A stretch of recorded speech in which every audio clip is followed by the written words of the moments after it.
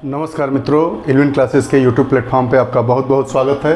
हम उत्तर प्रदेश विशेष की कक्षा लेकर आप लोगों के सामने उपस्थित हैं।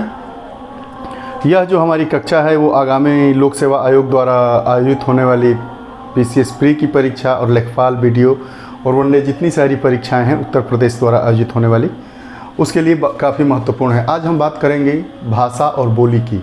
भाषा और बोली में क्या अंतर है। बोली की अपनी लिपि नहीं होती है और भाषा की अपनी लिपि होती है। जैसे हमारी जो भाषा हिंदी है उसकी लिपि देवनागरी लिपि है। पहला प्रश्न इसी से हम प्रारंभ। जितना ये बोर्ड पे दिखा गया है सब चीज़ें जो है वो उत्तर प्रदेश को केंद्र में रखकर की गई है। भाषा की अपनी लिपि होती है, पहली चीज़ भाषा की अपनी लिपि होती है, बोली की अपनी लिपि नहीं होती है। लिपि मतलब लिखने के लिए जो प्रयुक्त संकेताक्षर है उसको हम लिपि कहते हैं, जैसे क ख ग घ। भाषा की अपनी लिपि होती है, बोली की अपनी लिपि नहीं होती है। उत्तर प्रदेश में प्रमुख भाषा भी क्या है, बोलियां क्या है। बोलियां हैं तो उनकी उपबोली भी होगी, आदि समस्त चीज़ों को देखेंगे, उनके क्षेत्र को देखेंगे। आप जब परीक्षा के प्रश्न पत्रों को देखते हैं तो आप पाते हैं कि इस सेगमेंट से आज वाले अंक से 3 से 4 प्रश्न आते हैं या मिलान करने को भी आता है। देखते हैं प्रदेश में, प्रदेश की बात करेंगे इस आज तो उत्तर प्रदेश से लेना होगा। उत्तर प्रदेश में हिंदी को राजभाषा के रूप में कब स्वीकार किया गया। उत्तर प्रदेश में हिंदी को राजभाषा के रूप में अक्टूबर 1947 में स्वीकार किया गया। हमारा देश अगस्त 1947 में आज़ाद हुआ। उसके 3-4 महीने बाद अक्टूबर में उसी वर्ष 1947 को हमारे प्रदेश में हिंदी को, हमारे प्रदेश अर्थात उत्तर प्रदेश में हिंदी को राजभाषा के रूप में स्वीकार किया गया। राजभाषा मतलब हमारे राज्य की भाषा। प्रदेश कार्यालयों में अब उत्तर प्रदेश के जितने कार्यालय हैं सरकारी, जितने कार्यालय हैं प्रदेश कार्यालयों में कब से हिंदी को राजभाषा के रूप में अनिवार्य कर दिया गया। तो इसके लिए 26 जनवरी 1968 को दो प्रश्न बार बार पूछे जाते हैं। उत्तर प्रदेश में हिंदी को राजभाषा का दर्जा कब मिला, तो अक्टूबर 1947 में। उत्तर प्रदेश के कार्यालयों में हिंदी को कब राजभाषा के तौर पर स्वीकार किया गया, तो 1968 में, 26 जनवरी 1968 से। अब बात करेंगे, अब पहली भाषा हमारी हिंदी है, दूसरी भाषा क्या है, उर्दू है। तो उर्दू को दूसरी भाषा के रूप में उत्तर प्रदेश में कब स्वीकार किया गया, तो उर्दू को राज्य की दूसरी भाषा, सेकेंड लैंग्वेज कब घोषित किया गया, 1989 में। ये 3 प्रश्न आप देखेंगे, कभी भी प्रश्न ये तीनों में से एक प्रश्न जरूर आता है। पहला हमारा प्रश्न, हिंदी को उत्तर प्रदेश में राजभाषा का दर्जा कब दिया गया, अक्टूबर 1947 में। दूसरा, उत्तर प्रदेश के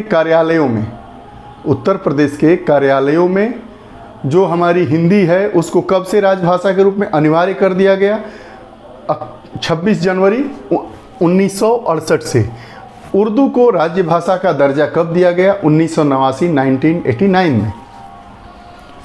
दूसरी हमारी ये भाषा हमारी सेकेंड लैंग्वेज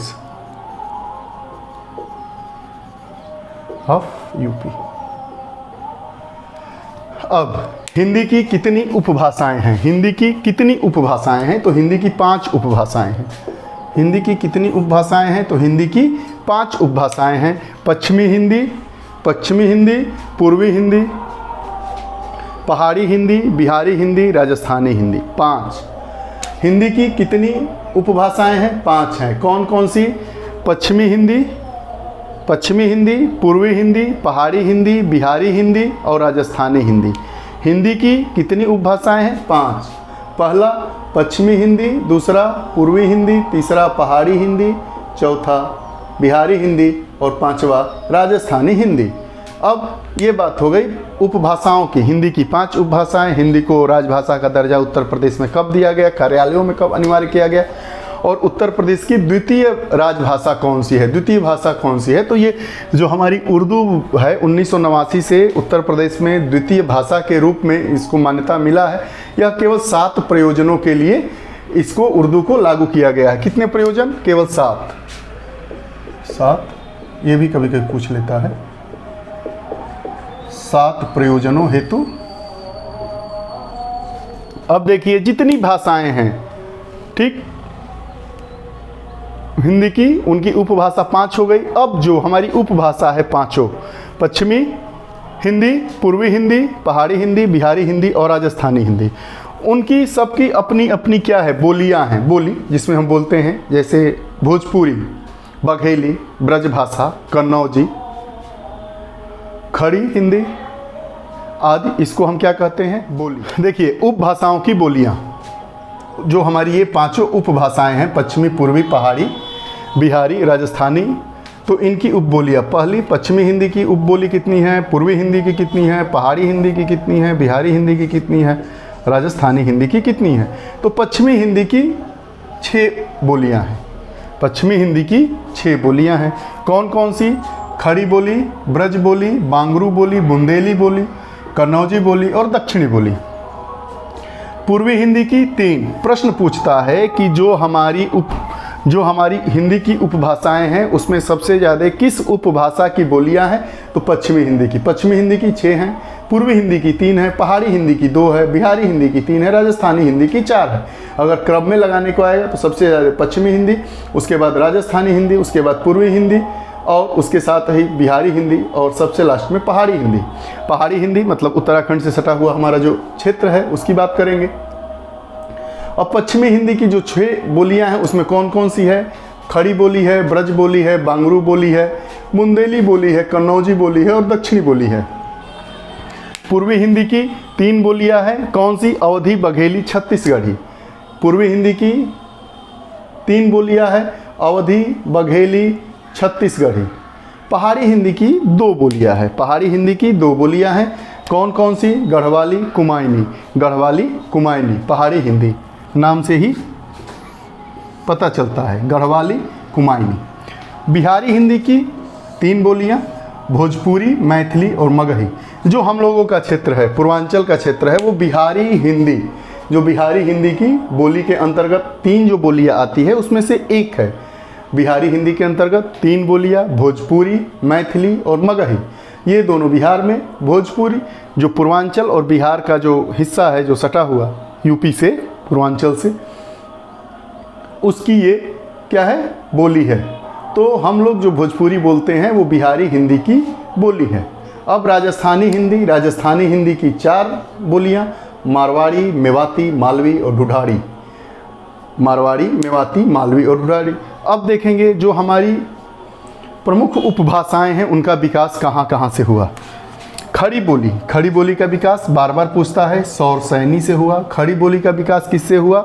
सौरसैनी से हुआ। सौरसैनी का अन्य नाम कौरवी, हिंदुस्तानी, नागरी, सरहिंदी। सौरसैनी का अन्य नाम कौरवी, हिंदुस्तानी, नागरी, सरहिंदी। जो हमारी सामान्य हिंदी है और उर्दू है वो किस पर आधारित है? खड़ी बोली पर। जो सामान्य हिंदी और उर्दू है वो खड़ी बोली पर आधारित है। ये जो आज का अंक है बहुत ही महत्वपूर्ण है, इससे प्रश्न बार बार पूछे जाते हैं। सामान्य हिंदी तथा उर्दू किस पर आधारित है? खड़ी बोली पर। ब्रज भाषा का विकास सौरसैनी से हुआ। देखिए खड़ी बोली और ब्रज भाषा, यहाँ लिख लीजिए, ब्रज भाषा, खड़ी बोली और ब्रज भाषा का विकास सौरसैनी से हुआ। अवधी का विकास और भोजपुरी का विकास अर्धमागधी से हुआ। अवधी प्लस भोजपुरी, नीचे दिखाई नहीं दे रहा होगा, इनका विकास जो हुआ वो किससे हुआ? अर्धमागधी से हुआ।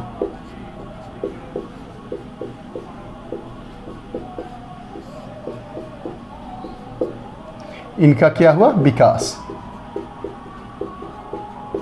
दोनों का। ध्यान से देखेंगे जो हमारी प्रमुख उपभाषाएं हैं उसका विकास किससे हुआ? खड़ी बोली और ब्रज भाषा का विकास सौरसैनी से हुआ। सौरसैनी का और नाम, अन्य नाम कौरवी, हिंदुस्तानी, नागरी और सरहिंदी है। सामान्य हिंदी और उर्दू हमारी आधारित है खड़ी बोली पर। ब्रज भाषा का विकास सौरसैनी से हुआ। अवधी और भोजपुरी का विकास अर्धमागधी से हुआ। बुंदेली का विकास सौरसैनी अपभ्रंश से हुआ। अब देखिए ये फंसने वाली चीज़, खड़ी बोली और ब्रज भाषा, खड़ी बोली और ब्रज भाषा सौरसैनी, लेकिन सौरसैनी अपभ्रंश से किसका विकास हुआ? तो बुंदेली का विकास हुआ। किसका विकास हुआ? बुंदेली का विकास हुआ। बघेली का भी विकास अर्धमागधी अपभ्रंश से हुआ। बघेली का भी विकास अर्धमागधी अपभ्रंश से हुआ। अब इसके बाद हम बात करते हैं प्रमुख बोलियां और उसके क्षेत्र। जो जो बोली बोली जाती है उसके प्रमुख मुख्यतः कौन से क्षेत्र है। कई जनपद ऐसे हैं जिसमें दो दो भाषाएं बोली जाती है। जैसे हमारा मिर्ज़ापुर हो गया, जो मध्य प्रदेश से सटा हुआ हिस्सा है, मिर्ज़ापुर हो गया। उसके बगल में आप चंदौली की बात कर ली, वहाँ पे हो गया। बांदा हो गया, बांदा में भी दो बघेली और बुंदेली। तो इसमें ज़्यादा सोचना नहीं है। आंशिक रूप से वो भी भाषा बोली जाती है, आंशिक रूप से जो सीमावर्ती जनपद है हमारे, वहाँ पे जो भाषा का विकास हुआ। भाषा का डिवाइडेशन बाउंड्री डिवाइडेशन नहीं होता है, ये भाषा और बोली धीरे धीरे ख़त्म होती है। तो और इनका विस्तार अचानक रुक नहीं जाता है। विस्तार मतलब बोलने वालों की संख्या के आधार पर यह विस्तार की बात की जा रही है। तो हमारे जो प्रदेश है उसकी प्रमुख बोलियां और उसके क्षेत्र जानिए। इसमें दो प्रश्न महत्वपूर्ण हैं। सर्वाधिक बोली जाने वाली बोली भोजपुरी, सर्वाधिक लोगों के द्वारा बोली जाती है। भोजपुरी सर्वाधिक लोगों द्वारा बोली जाने वाली बोली है। और सबसे कम बोली जाने वाली बघेली है। ये सबसे कम